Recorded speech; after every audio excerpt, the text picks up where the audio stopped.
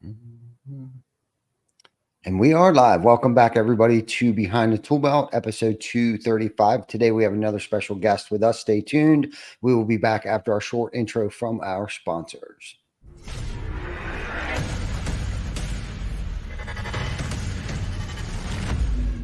TC Backer. Roofing, siding, windows, gutters, solar. Roofing, siding, windows, gutters, solar. TC Backer.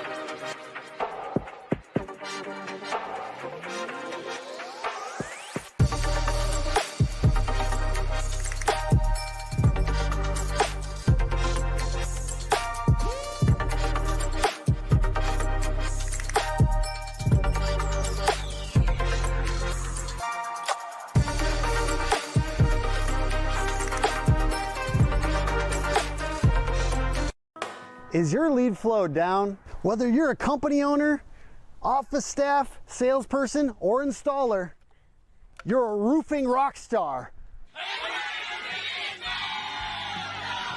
We help you get more leads with custom SEO, Google Ads, and a pro website.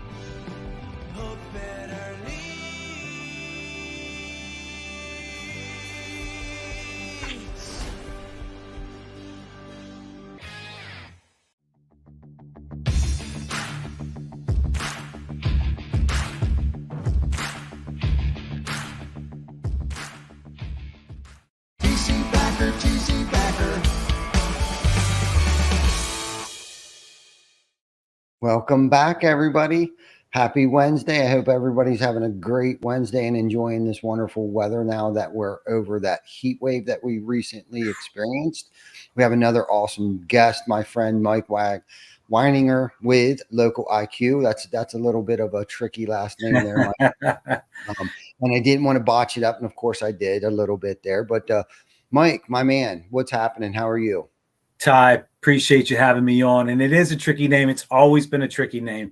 It's Wynegar, so it's all good. I've gotten Wagner, Wynegar, Wynegar. It's all good. But glad to be here. I appreciate the opportunity. I love what you're doing. I was smiling the whole way through the intro, just at the advertisements and, just where you've brought this. So congrats to you. And again, thanks for having me on. Yeah, thank you. Thank you for coming back on the show. And for those of you that don't know Mike has been on the show before. We were introduced by another acquaintance, David Bruno, who was, and also a team member there over at Local IQ. That's where Mike still resides over there on that team over there. And I think we were at the York Revolution Stadium. Yeah, we had the round table set up there. That was exciting for me because it was a night at the ballpark. And David had just, I think, recently begun, networking with you and gotten connected. And David, he was always I was always one of his biggest fans. He's worked for me for about 6 years. And I know he's doing well. We still connect, but he was a big part of engaging with you as one of his loyal customers. And I got to witness that the whole way. But yes, it was a great night at the ballpark, and got to meet some great staff there as well on your team. So yeah, for sure. We got to do that again sometime, whether it's, we got to go off site and do Behind the Tool Belt here soon sometime. Absolutely. me, you, David, kind of have a little family reunion. Maybe we'll even get Chris Baker on the show, see if he's available. Do you golf? I do. I pretend to golf. That's okay. That's okay. That's part of it. Yeah, so I'm a good pretender. I look really good doing it. Just don't watch me do it. No matter if it's in a organized scramble or just with some friends, it's always treated as a scramble. We'll play the best ball as we go and have a good time. Yeah. Well, that's probably one of my favorite ways to play golf is in a 4-man scramble. I tend to be able to pull a little bit of weight, whether I sneak in a long putt here and there, or I'll even get a nice little drive every now and then straight down the fairway we're actually supposed to be.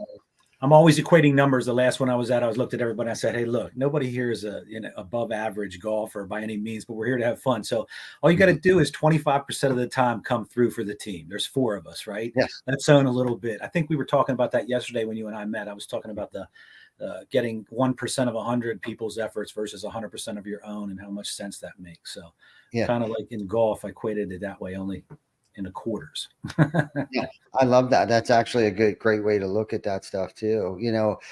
Golf is definitely is a sport of patience and consistency, and that's perfect metaphors for life in general, right? You need to be very consistent, and you need to learn patience. But I've also learned not to pray for patience, because for whatever reason things are presented to you for you, not necessarily on a silver platter, but things that you may need to have patience with, right? Because I've done that. Like, oh God, please give me, and not that I'm a Bible bumper, but like, I need patience right now. No, but completely understood.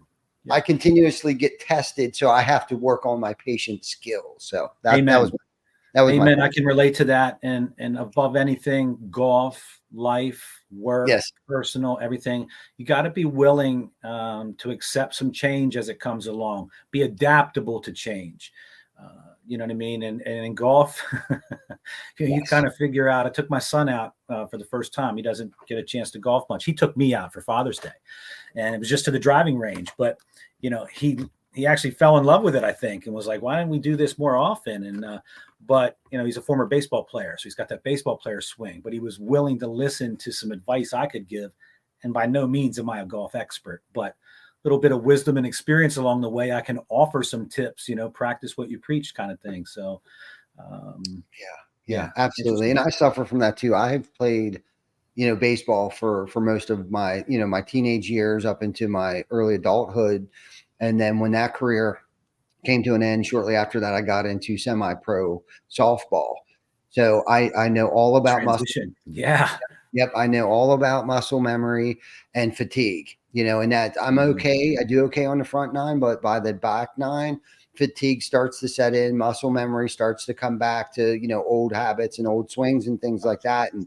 And that's where my frustration level usually tends to rise as well too. And that's where I think a 4-man scramble, where I'm not getting as many swings in as I need to, because we're all kind of like, okay, that's the best ball. Let's just go with that. So I don't need to hit anymore. You know what I mean? So the fatigue is less likely to set in, and I can usually, get those good shots in more frequently, less, with the less amount of swings that I put in.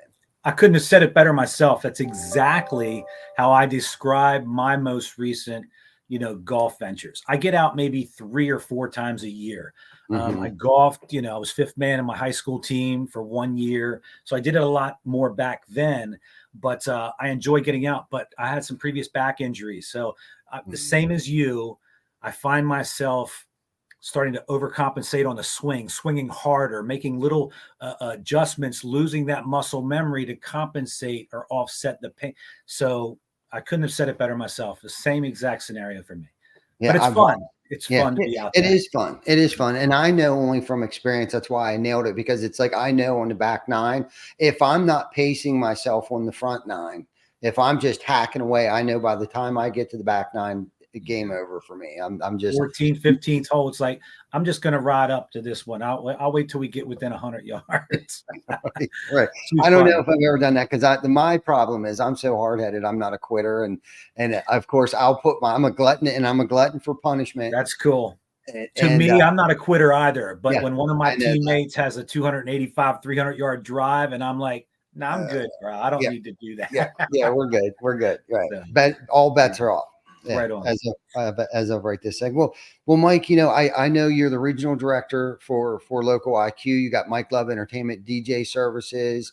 I know you've been with Local IQ for a long time, and for just a quick synopsis of like what that is and how you got involved with them. Why don't you just give us a quick snapshot of that, and then we can dig into a little bit of like industry, trends and Sure. future outlooks and stuff like that.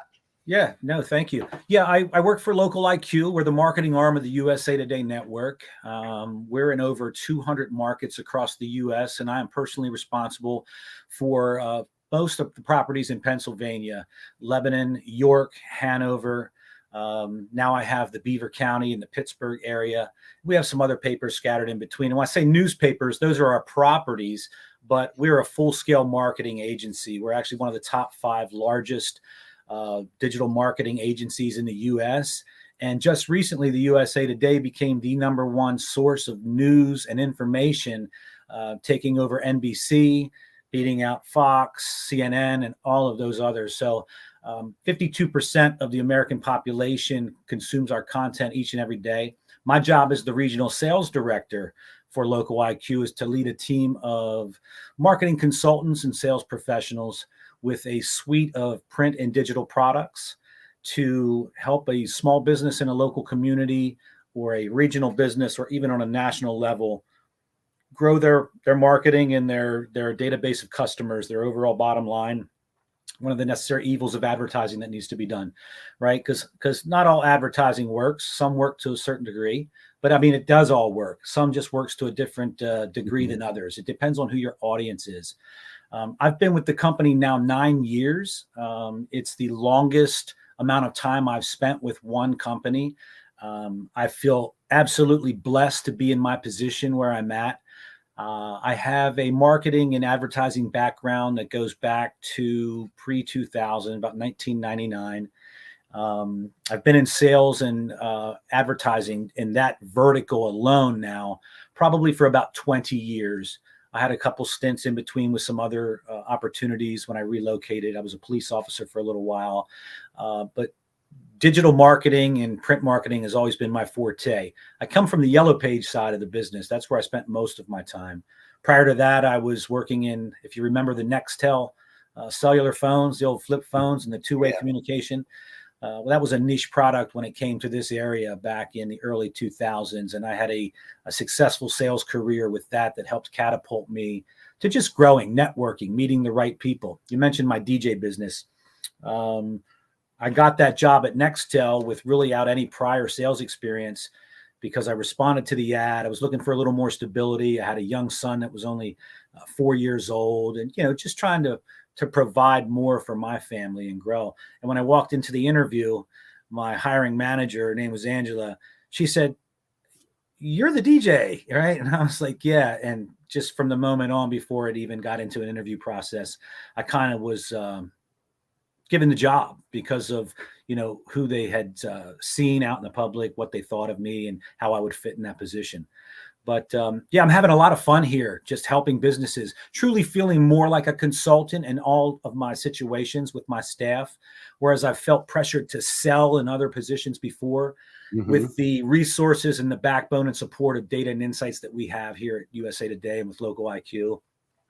Even on a local level, like I said, there's small boutique agencies. There's a lot of things you can do on your own.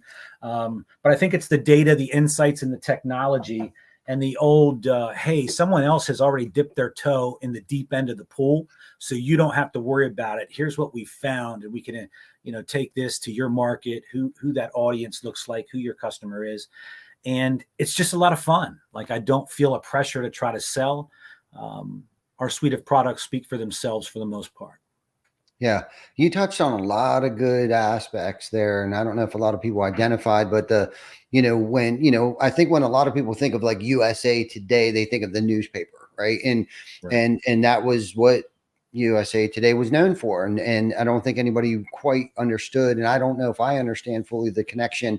Like, where is Local IQ just a a subsidiary of USA Today. But again, and that's a question you can probably answer later for us. But my point is like, that pivotal point that most businesses need to take. Like, okay, so, USA Today went from, printing, advertising, marketing, and of that nature, which I'm sure they still do, but also transformed into the digital era. And then while you were speaking, you were also talking about, like, at that interview, like, you've already created like that personal persona, that personal brand recognition that people knew you. It's like, oh yeah, you're Mike Love, you're that DJ guy.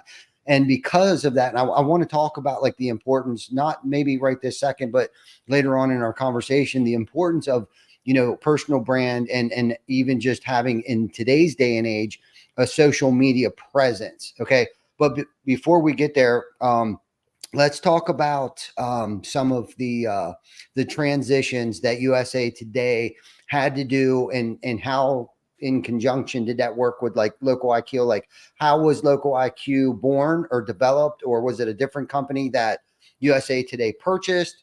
Give us how that whole transition happened. No, that's a great question. And I'll give you the quick 10,000 foot overview and the Cliff Notes version of it. So the USA Today, Local IQ is the marketing arm of the USA Today. The USA Today brand is owned and under the Gannett Corporation umbrella. So Gannett's the name that's on my pay stubs, right? Because that out of McLean, Virginia, that's the company that runs the whole show. So underneath that umbrella, they've made purchases over the years where some companies, they're merging with other companies and growing. That's kind of what Gannett did.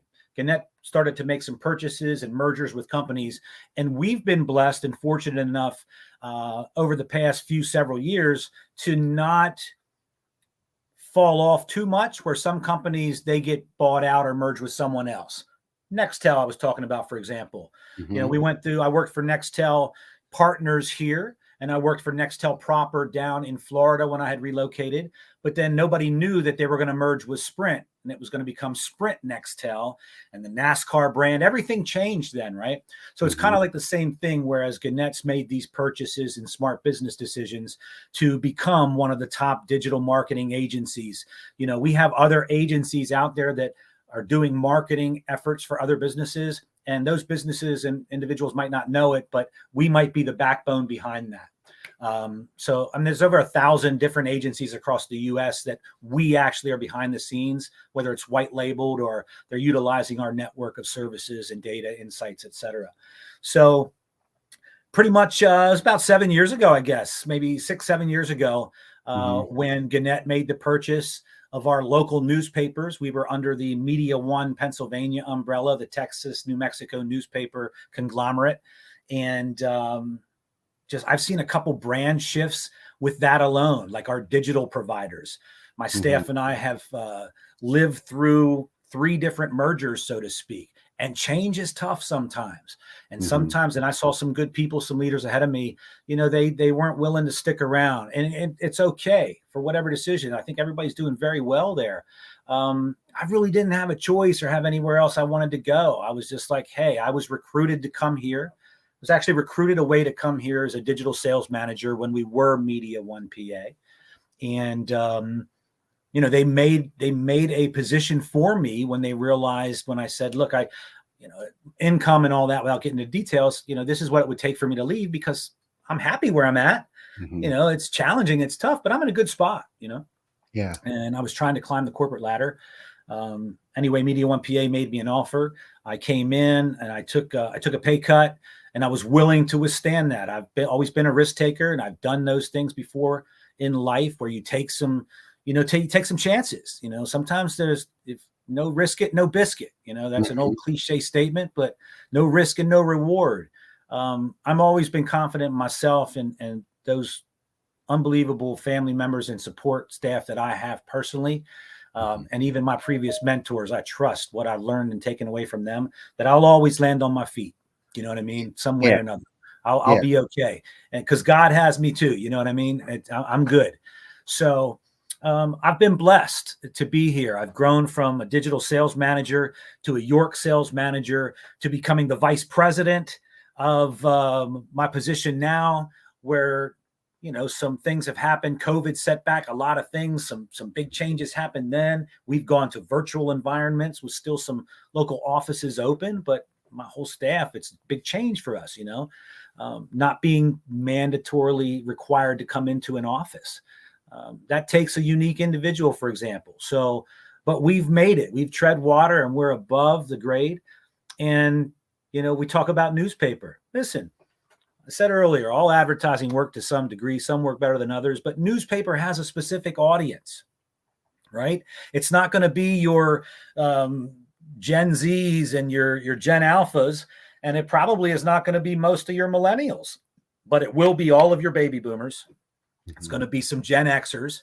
It's going to be people that have disposable income, higher household income. Most are college educated. They have disposable income. So that's a specific audience. But at the same time, we have newspaper.com sites as well. So some people always, you had mentioned earlier, the USA Today. Yeah, that's what the USA Today is famous for. You ever stay at a hotel, you open up your door in the morning, there it is, right at the foot of the door, right? So now what they did is they made these purchases of all these newspapers across the U.S. So the York Daily Record, the York Sunday News, the York Dispatch, the Hanover Evening Sun, the Lebanon Daily News, the Chambersburg Public Opinion. Those are all my papers. When I say mine, just those that I'm responsible for with my sales staff here locally. But I have staff that we can market, in South Carolina, for example, in Florida, in California. So it's great. I love what we do. Yeah. I don't know if I answered the question completely, but that's kind of full circle where we came to. Yeah, no, you did. Full. I like how you gave us the full synopsis of how that all came about and like how it was born and I'm probably going to pronounce this the Gannett company. Gannett, it's Gannett? okay. It's like Wynegar and Wynegar, what I mean? Right. So the Gannett company, it's like, cause I like to watch things, and I study other businesses. I study people like Henry Ford's, the Thomas Edison's, the Dale Carnegies of the world, right? Like from 1901 to 1927, that supposedly is like the great generation, right? The greatest generation. And I study a lot of the Winston Churchill, like all of the great people, business owners, entrepreneurs, the greatest minds of our time. Most of them came from like that era. And like when it comes to like big businesses that go in and absorb other companies and stuff, that's them, like listening to those people and watching other companies grow like that. That's them evolving to the times, the change, right? Like how many businesses that were around for 100 years and all of a sudden just kind of went away?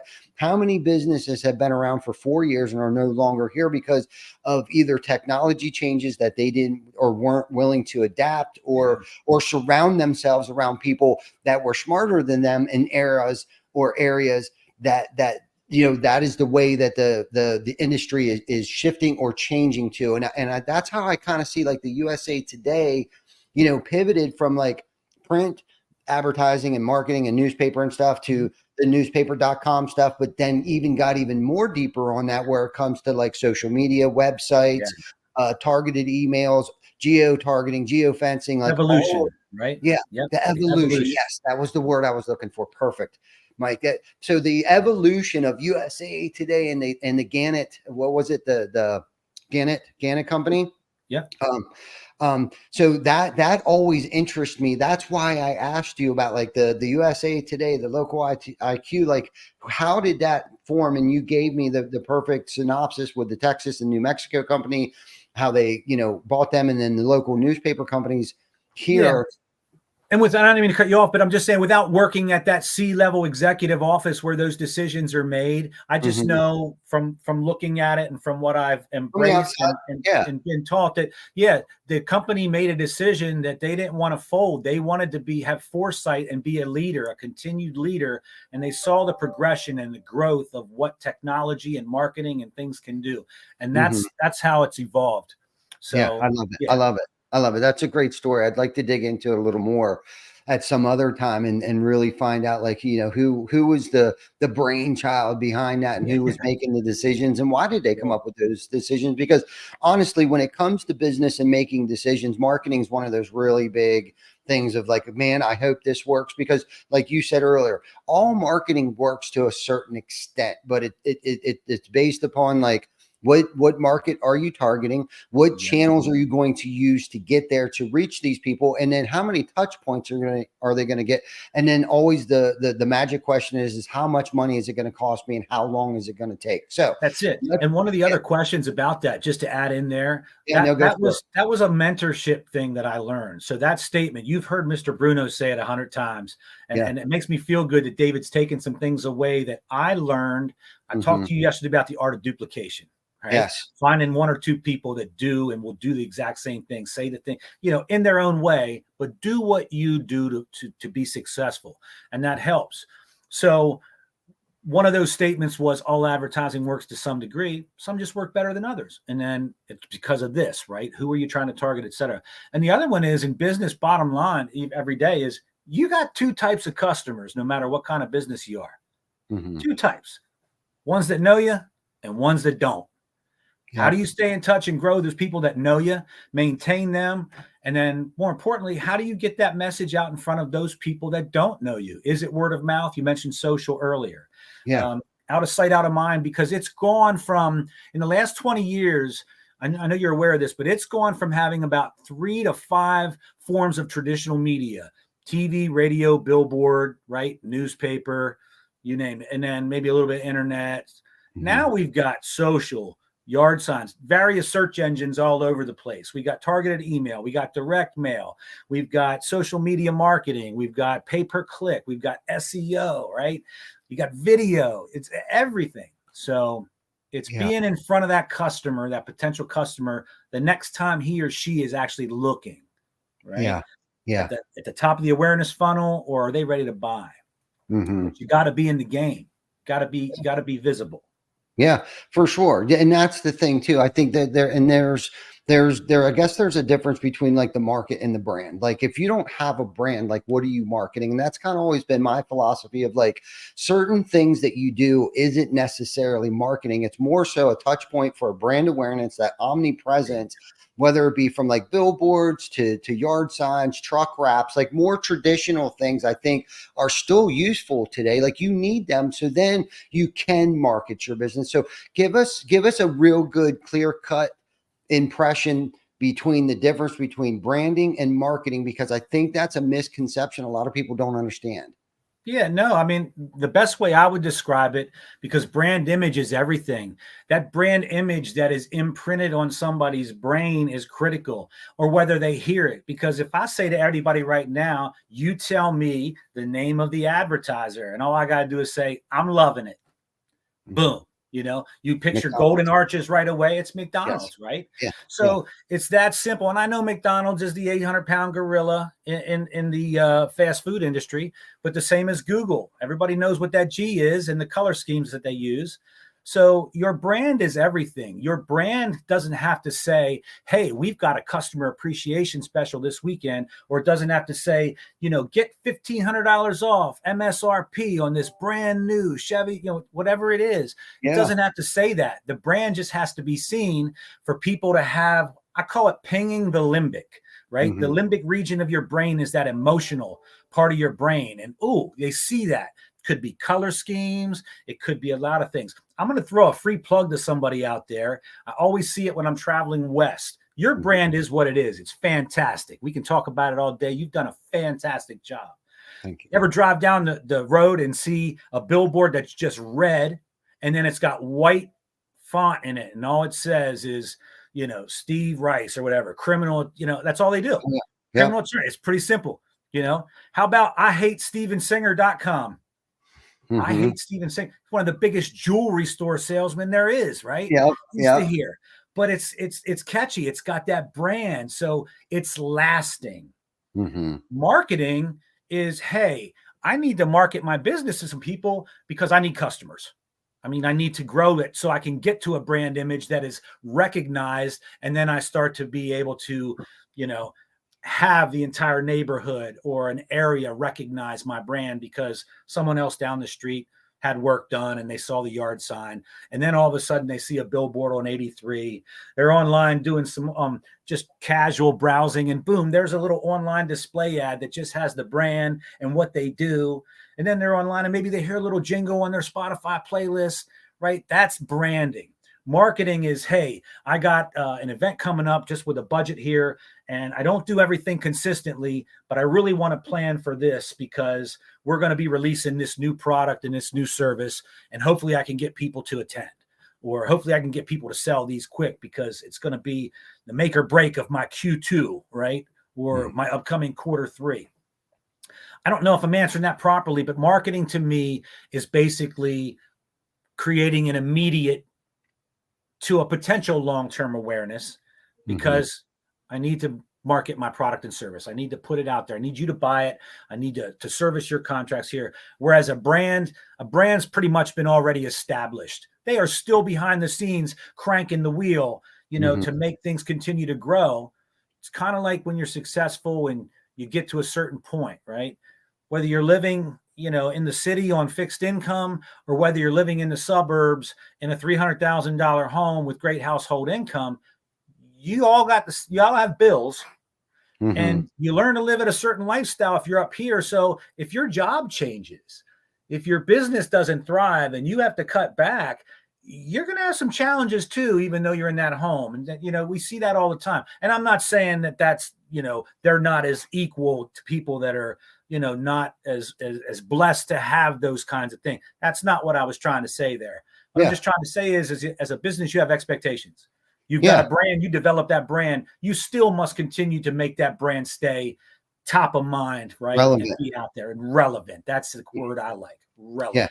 Yeah, absolutely. For the longevity. And, I love your explanation of branding and marketing. Marketing is like a product or a discount or whatever that is on those more so social media, internet, but the power of brand, and I don't think people understand this enough, is that if you brand yourself well enough, like they're not searching in the industry we're in the roofing industry, like we don't necessarily want them searching roofer near me. We want them going and looking straight for TC Backer. Like we don't even want to give our worthy rivals the opportunity for them to search roofer near me. We want to show up in enough places, right? Whether it's on their phone, when they're on the crapper, or, when they're watching TV, or if they're watching YouTube channels or streaming and all these things. Like we want to pop up in these places. Now, when it comes to marketing, and let's just say mass email, right? Yes, that's a touch point, but how can they get a hold of us? How can they get a quote? What services do we offer? And to me, that's like the difference between now we're marketing ourselves. Like these are the products that we offer. This is how you can get a hold of us. And this is how you can get a price, schedule an appointment. So that's marketing. But because of that brand and that omnipresence of all these little subliminal messages all over the place, that's almost more important than the marketing aspect. Yes, we want them to know how to get a hold of us. Yes, we want them to be able to just straight up Google us, Yelp us, whatever outlet they're using to search for us, if they don't already have our website, if they don't already have our phone number. But the name of the game, at least in the industry that we're in, is that he who gets the most touch points first wins. And that's like the mission and the mindset that we have. Like we need to get our touch points out there. We need to be out in the front of the public's eye before anyone else. Like don't even give anyone else an opportunity or a chance to be looked at. You just took the hammer out of the tool belt and you just drove in the nail, because that's exactly what it's about. I was going to say, as you're talking there, and you're finished, because I was just vibing at everything you're saying. It's what we speak. It's the touch points. And that is the difference between the brand. When we mentioned earlier about the I'm loving it, what that is.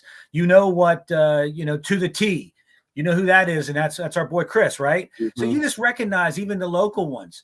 But more importantly, the touch points, you ask the average person or the average business owner, we call it the personal consumer journey. At the end of the day, Ty, you and I, we're both consumers for food, products, services, right? Same kinds of things. How we search might be similar in many ways. It might be different in some as well. The key point that you mentioned are the touch points, though, because right now it's already known, and this is based on studies, Harvard Business Study and other third-party studies done, is that it takes 12 to 16 touch points minimum before someone is even going to react. Because listen, you just mentioned it. The mobile phone, this thing right here has become an extension of our bodies now. I use it for everything. It's my alarm clock. I play a golf game on it. I check my banking on it. I do my browsing, my social media, my calculator. I use it for everything. My GPS, my special discounts at my favorite restaurants, those who have apps. It has everything. But I'm cognizant as a Gen Xer that, hey, put it down and make sure I communicate with humans too. I digress there a little bit. The point I'm making is when I wake up in the morning, I have a routine just like anybody else. My phone's a part of that. I'm going to go to my social media and boom, right there in my Facebook feed, after I catch up for a quick 2 or 3 minutes, I might see a sponsored ad or something that's promoting a product or service. I'm not going to react to that right now because it's just not pinging my limbic, that emotional part of my brain right now.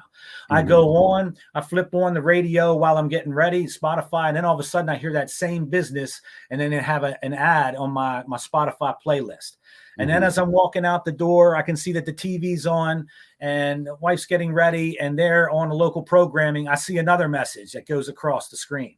And then I'm in the car and I'm on satellite radio and I don't hear much of it because nobody's really doing too much on satellite radio. But I get to my office and I turn my computer on and boom, as soon as I click on to check ESPN to see, hey, or when are they resuming, the Open this weekend because of the rain delay or whatever. Then I see another ad from the same company. It's these touch points as we go along. I forgot to mention on the way in, I saw the billboard too, right? Or I saw the truck with the logo on the side of the van. It's all of those multiple touch points. And then finally, I'm like, you know what? Man, a storm just went through here. Please, dear Jesus, I hope I'm not forecasting this. But hail just crushed me, right? It crushed my car and it crushed my roof. Who do you think I'm going to pick up the phone or search right away, right? TC Backer. Yep. Right. For me, I'm just saying, as we're talking, this is your platform and your show. So I'm going to give you the plug too. But think about it. The lead in, it showed me everything. The hail. Now, I'm not going to call you for my car. No. But for my roofing, right? For my car, I'm going to call my insurance agent. And then however that pans out, it pans out. But it's all about the brand. It's about the touch points. Top of the awareness funnel. Billboards. We never pull over to the side of the road and, hey, let me write that number down. And that's special. That's a really nice billboard. We don't do that. We just remember seeing it. Right. Yeah. Yeah. No, I love everything. And I love, this is one of my favorite topics. I think this is why Bruno and I have always hit it off. Yeah. Every time we get together, it's always about, brand awareness and then other topics too, and discussions that we have. But let's get super specific here. Like, how important is it to have a social media presence, and what advice would you give someone like me to create one? So I can tell you this right now, it is absolutely 100% imperative that if you are in business today, that you have a social media presence. And it's gone beyond just having a Facebook business page presence. I mean, we're one of few companies I know, and we don't really get into it too much with people. Like, we're selling advertising on TikTok. You got to be on TikTok now, and there's a demographic for that. And it's a wider one. Because there's people like you and I that get on there because we like reels. I like seeing stuff on, maybe conspiracy theories, and another person might like seeing the things on people that are, doing crazy stunts and getting hurt, but there's spots in there for ads, right? It's a huge audience. Kids are on there wanting to see the latest music videos or, the, hey, brother, Tuesday, family friendly stuff. Those of you that know Sketch and follow him online, you'll know that he's developed his own brand. This kid developed his own brand. Tuesday, playing video games. Sorry for cussing, brother. If you guys out there know who Sketch is, look, I'm a 57-year-old grown man, and I'm a fan of this kid's Sketch, because I saw him. He's got a brand. He's got an image. Yeah, man, it's pretty wild. But yeah. And again, going back to like our golf lessons, life lessons is staying consistent with it. Right. You got it. And, it's like anything else. If you're going to have a social media presence, and my buddy Joe, and I'm going to share something with you guys. My buddy Joe Joseph Hughes, big shout out to him. He is a marketing guy that pertains to the roofing industry, the trades industry. And he sent me this. He's like, Mondays, have a meet the team Monday. Tuesdays, transformation Tuesday. So, do a before and after picture of a house, to keep that consistency, to create that omnipresence. Wednesday, review post a review or get a testimonial from, so testimonial Wednesday, Thursday, educate, like do an educational post, whether it's a live video or something recorded, or maybe a local code, or hey, notify the community that a storm's coming. Hey, be prepared, get ready for this, do that. Snow's around the corner. Make sure you put ice in the driveway or up in your gutters to keep your gutters from freezing up, or whatever. Friday could be, highlight a local business on Friday. Saturday, fact. Share a short video answering a question that a prospect, client, or someone else in your market has. Like, what is that question everybody has? Well, go on social media and answer that question. And then Sunday, hey, something fun. Just post something fun with you or your family. And like you said, it's not about just the business page. It's also about the personal page and the personal brand, for the company. That's right. And I didn't finish answering your question completely, but I love that. Right. Go ahead. I'm sorry. No, you go ahead. I want you to go ahead. Yeah, no. Basically what you said, and there's something going on every day, right? So there's a couple things to that. Number one, it's the engagement. It's always that not everybody's going to see this one, the second day, the third day, or the fourth day, but maybe on the fifth day they do. It's also a necessary evil. We call them spider bots. It's like Google, Facebook. There's algorithms out there that are based on everything that you do, contextually, behaviorally, all of those things. So the end consumer, whether they engage or not, or whether you have a business page and you're not putting out content, if you're not deemed relevant by a non-human entity, you're not going to be exposed or put out there in front of other things. The other thing about social media is they're free pages and there's free accounts to set up. You want to have consistency with them too. The same, I call it the NAP, the same name, address, and phone number on all of your social media pages. Okay. It's got to match, because in the eyes of the search engines, and really the 800-pound gorilla we call Google, like if you have little missing or inconsistencies among what we call your listings, your social media listings, you're going to get like dinged red flags behind the scenes, and you won't be found as relevant to be able to offer that information to you, the consumer, that's wanting that most relevant information. That's why Google does what they do, and that's why they do it the best. We might not agree with them all the time, but social media platforms are free. You need to create profiles on them. And the other thing is, with what your friend was sharing with you and doing that every day, I might not see every one of them, but the key is that we talked yesterday. Would you rather do 100% of your own effort all the time, or maybe getting 1% of 100 people's efforts be better for you, right? Time management, free you up to do other things and help you grow. Meaning that on social media, those things can be shared. There's an option for people just to share that because, oh my gosh, my cousin Tony needs some work done. And I remember we were just talking about this on the phone this weekend. I'm going to share that with him online because I just saw this so that he gets it. Boom. Then he shares it with his wife and maybe some people in his neighborhood. And now we've just gone from something local here to a more regional, or, you know what I mean? Where in another market, you provide that service if it's relevant, or he's taking care of it for his mom here. Look, I think you understand what I'm saying, right? Hopefully the people that are listening do too as well, but it's imperative to have it. It's generally free to set it up. You can put money into it. There's all kinds of things you can do. You can personalize it to show that you've got, this is why you want to do business with us. This is a differentiating factor. I might not have all the marketing dollars in the world, but you find my content engaging and interesting. And oh, by the way, yeah, you're right. My reviews that you're seeing are because I do great quality work. I'm reliable, trustworthy, insured.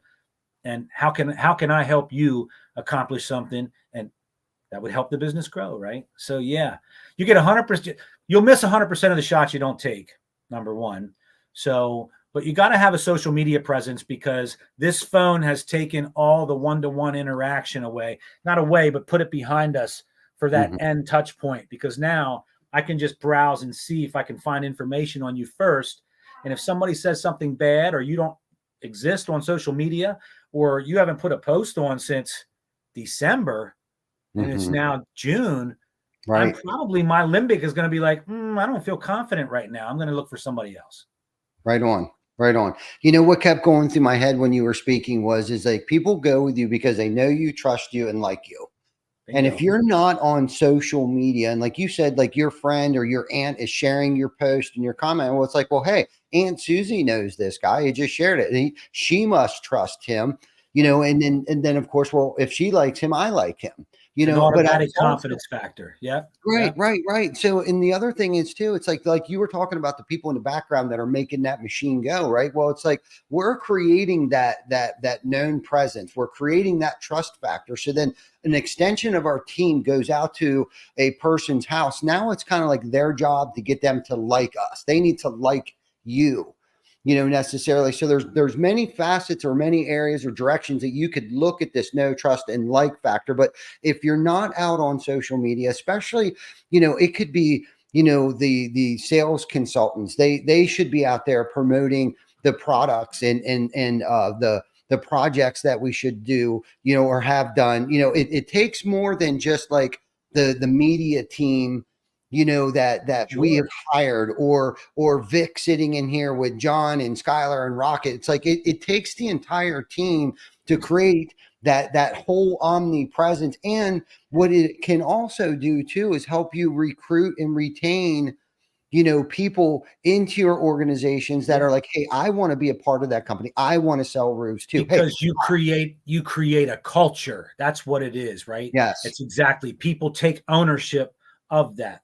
Here's a job that my company did. That's why I said earlier that this Mhm. is, I'm blessed. It's the best job I've ever been in. And I'm so confident. I don't ever feel like I have to sell something to anybody. I really don't, because some will, some won't. So what? Who's next? Right? There's other businesses out there that are good. Not everybody wants to buy a Ford. Chevy people don't want to buy a Ford, right? It's the same kind of thing. People don't like Burger King flame broiled. They prefer McDonald's. Or somebody says, no, I'll only eat a hamburger. It's six of one, half dozen of the other all of the time.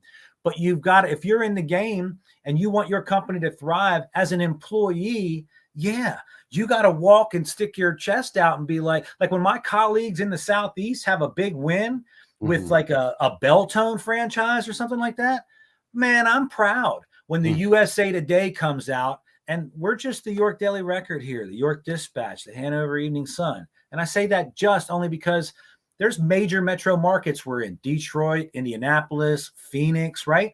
So when we were just deemed the number one source of news, consumed news and content information Mhm. over all other media outlets, the NBCs, the CBSs, the Foxes, the CNNs, even though I'm in advertising and I don't write articles, and my team, like, we don't do the editorial stuff. That's not us. We're marketing. We're talking.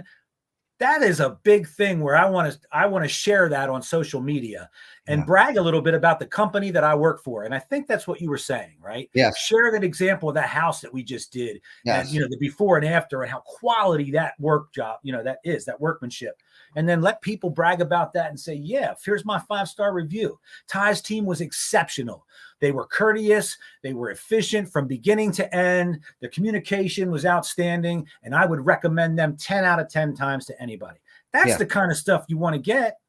Mm-hmm. That's just an extension Look, I got compounding. goosebumps, man. But me too. I did too. When you were talking about the win that you guys, because that is an amazing achievement, and don't take it lightly, because if it wasn't for your area, they wouldn't be number one. And that's the thing when it goes in the team and working cohesively together, even though you may be independent, it takes everybody and everyone's effort to make the whole of the sum great and make it what it is today. And I guess that was the point that I was trying to make, because we've had so many great little conversations. There's so many nuggets. If you really read between the lines of our conversation today, okay, there's so many things that play into how this whole thing works. Yes, we can post things on social media, but if our friends, family, coworkers, co-leaders are not sharing these things, we're missing their people, right? And then if their people are sharing this, and that's kind of that compounding effect that I envision, I'm hoping is happening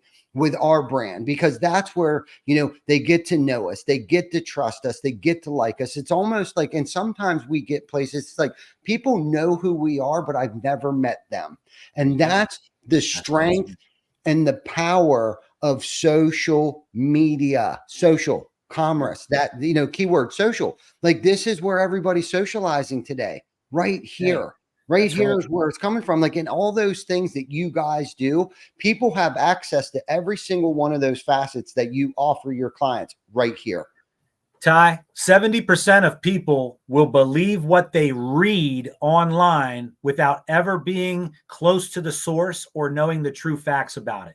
Wow. Meaning that if I wanted to be a disgruntled ex-employee, or if I was a competitor of yours, I could go on and leave a very negative review just to tarnish your reputation.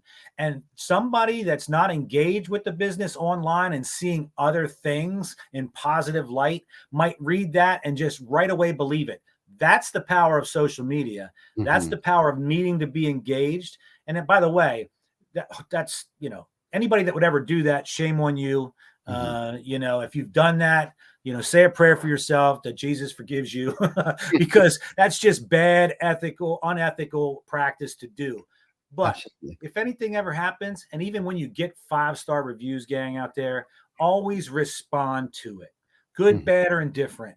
Make sure you respond, because if you ever get a bad review for whatever reason, and if it's the best way to get rid of it is bury it. Bury it with more content. Apologize. Hey, we're really sorry for that experience. We did not know that that was the situation. You could have called us. We'd be more than happy to come out and take a look at it and fix it at this moment. You know, if I'm now reading that, I'm like, oh, well, they just said that must have been an accident. That things happened.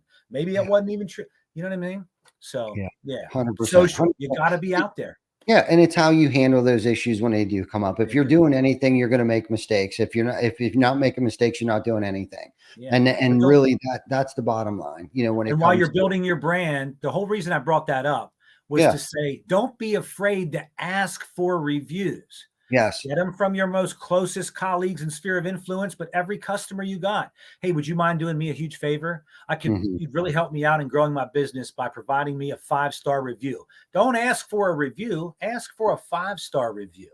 Because if you didn't have a 5-star review, if you're not worthy, well, then let's not share that with the public, but let me know how I could make it 5-star. But when you ask for 5-star, you'll get them, and then it builds up. That's going to separate you from your competition as well. Absolutely. And referrals is another. Don't be afraid to ask for the referral. Like, hey, do you have an aunt, uncle, or anyone that you can refer me to? And that's where some of your pipeline should come from, with people checking out your reviews, reading your reviews, but also asking for the referral. That's a big thing. So before we wrap this up, and you kind of started to touch on these nuggets here that you want, you know, leave our guests and our listeners with.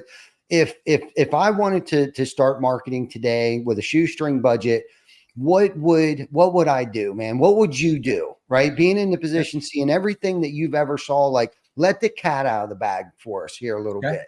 So here's exactly what I would do. And I'm going to give my company a shameless little plug here, because when you hear the USA Today, you might think, oh my gosh, thousands of dollars a month. No, there's a couple basic things that you as any business needs to do. And I'm speaking from a business owner standpoint now, because I've owned businesses in my life. Mike Love Entertainment, Pharma Free Remedies. I know what works, and I've learned from my own marketing training and experience to how to do that in-house. So here's what I'd tell you what to do. First and foremost, if you don't have a website, you need social presence, so we'll go there. But there's businesses out there that are using their Facebook page as a website. You got to get a website. It's great that you've got a Facebook page. I'm not saying that that's not going to work for you, but maybe you're getting all that you want to get, and that's why you'd stay there. But you need a website as well, because that's one of those things that the spider bots and the search engines and the algorithms are checking boxes all from. If you don't have a .com site or a .net site or something like that, that's an automatic ding, you know, bumps you down above other businesses that have the social media and the website. Websites can be free. There's a lot of free templated websites where you can just have 5 pages or less. And though you might not be able to do it, I would encourage you to get a website. There's people out there that can help you. Now, here's the basics of what you need to do. I already mentioned earlier, take advantage of the free profiles that you can create. I would start with Facebook. Facebook posts share on Instagram and vice versa, right? So you got Facebook, Instagram, get yourself a YouTube profile, get yourself a TikTok profile, get yourself a Snapchat profile. These are all business profiles now, not personal, but business profiles. Listen, you might not be able to keep up with putting content on all of them, but as long as you focus on your Facebook and your Instagram photos and the 5 days or 7 days a week that, Ty was mentioning earlier, that's going to give you some relevancy. Why the other profiles?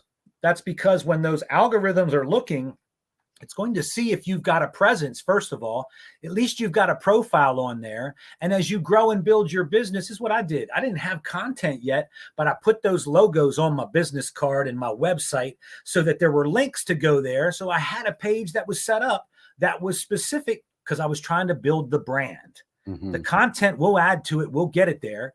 But this is all stuff that is free right now that I'm telling you that you can do. The next most important thing that you should do, and this is where local IQ comes in, and you should talk to me seriously. We've got a very low cost for less than $200 a month. Actually, for less than $100, you can knock out one of these things. You need to have consistency among not only Google and Facebook, but there's a plethora of other search engines that you may or may not have ever heard of, or ones that you never frequent. Beyond the Bing, beyond the Yahoos, beyond the Yelps, beyond the city searches of the world and Foursquares and all, there's a ton of different search engines. When you have a presence on all of those and your name, address, and phone number is the same, and you can't do this by yourself. You're going to get to a certain point, and I did this trial and error. Spent a whole Saturday morning trying to put profiles in. Some of them you got to go through verifications. You need to jump through this hoop. There's a low-cost search engine optimization piece that you can get that will organically help you. It'll claim your Google business as well as all of these other search engines, and it will help to get you on the map, but give you some organic traction as well, because you can add photos to it, free. You can add content to it and posts, free. You know what I'm saying? And then you just start to share it. But those things, literally for less than $100 a month, I have a program. It's called a local listings claiming that will put you in the eyes of Google better than you're at now, but to help you consistently start to grow your local organic traffic first.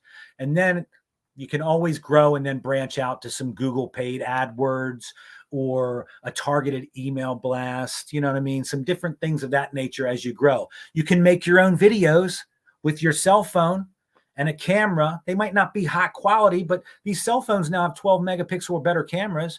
Mm-hmm. Make a short 15-second video, personalize it, post it just every once in a while. These are all free things that you can do. That's what I would say, Ty.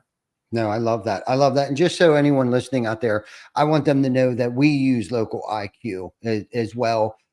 As many other people probably across the country. But I just wanted to throw that out there that we trust and have trusted. And one of the reasons why we do it is because the reach that you guys have and the amount of people and touch points that you have access to, we can't reach that ourselves. So we need help. We need a little juice, from sure. a higher power as local IQ to get out there and really reach these people, not during normal business hours either, but as we're sleeping. Like we need someone behind the scenes. We just need that engine back there to help us make that splash, create that omnipresence, create those touch points. But I love how you said all of those things in the beginning.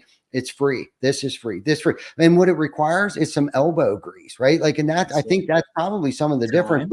But if anybody was, that really wants to start out, or maybe you have been in business for a year and don't understand like why your phone's not ringing right now. Well, it's probably 80% of what you just mentioned, Mike. It's because they didn't create like a business profile on social media, or maybe they did, but it's just been sitting there and they don't even have any reviews. How hard would it be to ask your mom, your dad, your aunt, your uncle, anybody that has received any type of service from you, to ask them to go out and put, a review? Like you have probably 1,000 contacts in your phone that you've probably touched their house or their home or their computer or whatever industry that you're in, to ask them like, hey, remember about a year ago, that I come by and I mowed your grass for you that one time. Well, I decided to go out in business for my own. Would you mind going on to my social media platform? And this is the other thing too. It's real super simple to copy and paste the link and send the text message to somebody and like, hey, this takes you to my website. Do you mind giving me a Google review? Boom. And I'm not saying get fake ones, you know what I mean? But like, if you're asking your coworkers or your teammates for it, like, I'm not asking you to lie. I'm asking you to say how wonderful this place is to work for. That's You know, exactly things right. like that, because people like to see those reviews too. Like, oh my God, they got such a great culture, such a great Yeah. company over there. These are the people that I want to put the roof on my house, because they seem to love what they do and they love each other. Yeah, you just reminded me of something too. Put the QR code. QR codes are free. You can get one QR code. I put it on my business cards, and I put that at the bottom. And then ask your customers. And it even says, if I don't get a chance to speak to them, please scan this and leave a 5-star review for me to help my business grow. Mention that to them, and all they got to do, it's the phone. It goes right to your Google page, and all they got to do is leave the review. Hey, I want to thank you for your business and partnership.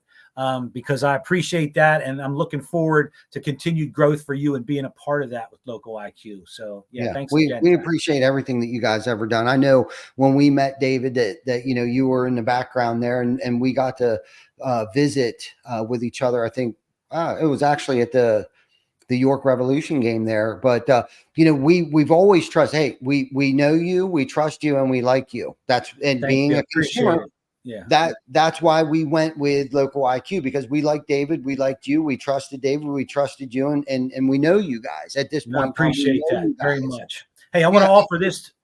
Go ahead. I want to offer this to you too. For any of your fellow businesses out there, networking partners that if anybody is interested in anything that I just shared at the end and what Ty said, we have a very proprietary platform of software. It's free of charge. I can run a free, what we call an audit report of your business. Can even plug in a competitor if you want, but it's going to share some really cool nuggets of information of where you're doing good, where you could use a little bit of help, where you're completely missing, and it's completely free. But I'd be more than happy to discuss those things with you and see if there's anything that I can do, whether free information or any kind of other solution that you might want to try to shift your marketing dollars. But again, this free digital audit report for you, reach out to Ty and let them know. Ty, you guys can just let me know, and I'll connect. But for that referral right there, I'm going to throw that out, and I would be more than happy to do that.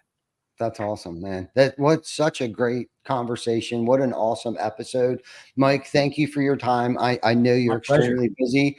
So thank you for carving out this hour or so of your time, your life with us. Thank you for everybody for tuning in today. If you didn't get to catch the first half of this, please check us out on our YouTube channel, our Facebook page, Spotify, Google, or Apple Play at your earliest convenience. And if you haven't already, like, love, or subscribe to any of those outlets where you are enjoy listening to hopefully our podcast. So until next time, episode 136, our next guest will be RD Saunders, who I believe is one of our, he actually married Jana and I in Punta Cana a couple years ago. He is a mentor of mine. He is in the regime of the John Maxwell Foundation. He's actually, I believe, the president or vice president of the John Maxwell Foundation as far as their nonprofit side. So anyhow, until then, you guys have a great week and enjoy this wonderful weather. Mike, I will catch you soon, man. Thank you. Sounds good, Ty. Thank you. Appreciate you having me. Take care.